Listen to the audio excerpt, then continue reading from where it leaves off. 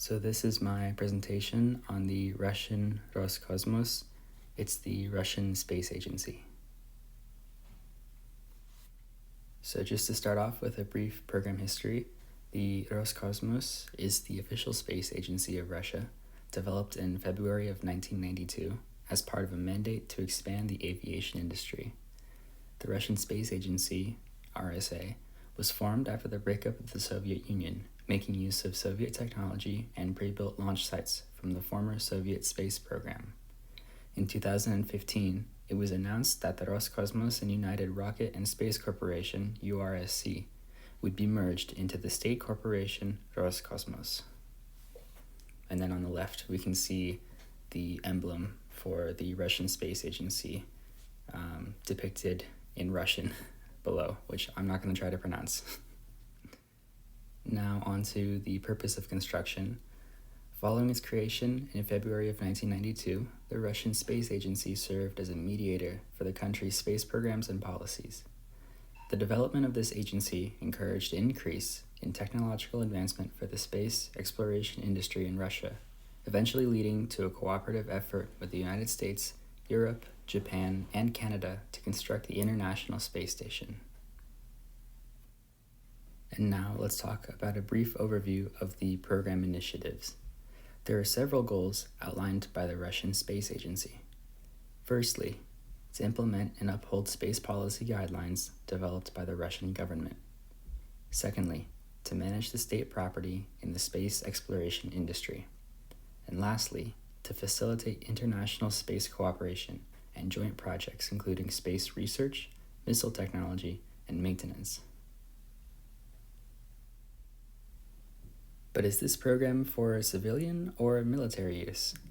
Well, the Russian Space Agency has a heavy military influence, following a decision roughly 10 years ago to prioritize the country's military space program, with a specific focus on satellite and anti-satellite technologies. In addition to development of human spaceflight capabilities, the agency has dedicated a sizable portion of time towards research of weaponized systems for interspace use. This includes missile, anti-satellite, and propulsion technologies. What about the annual budget? I mean, this must be crazy expensive, right? The annual budget for the Russian Space Agency is approximated at 154 billion rubles, or $1.6 billion.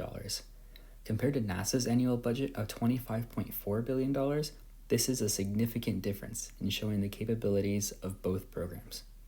While Russian officials will attempt to push for an increase in the annual budget, it's uncertain yet whether or not that'll pass, given the current state of the space industry in the country. Finally, let's talk about some milestone accomplishments.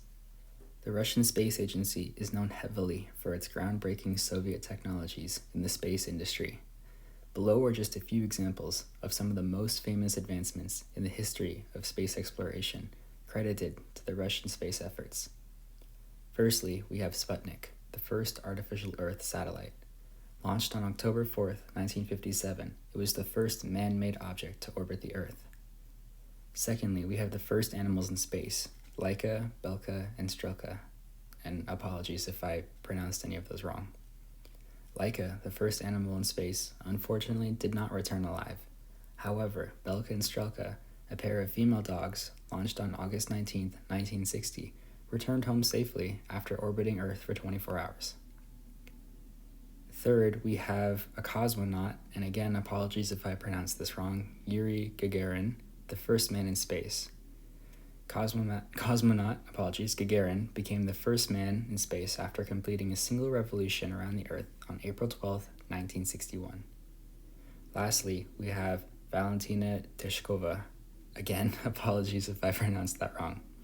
The first woman in space. On June 16, 1963, she launched for 3 days of orbiting the Earth. She returned safely and went on to become a cosmonaut engineer. However, she never returned to space. And then these are just my citations. So, yeah, thank you for listening.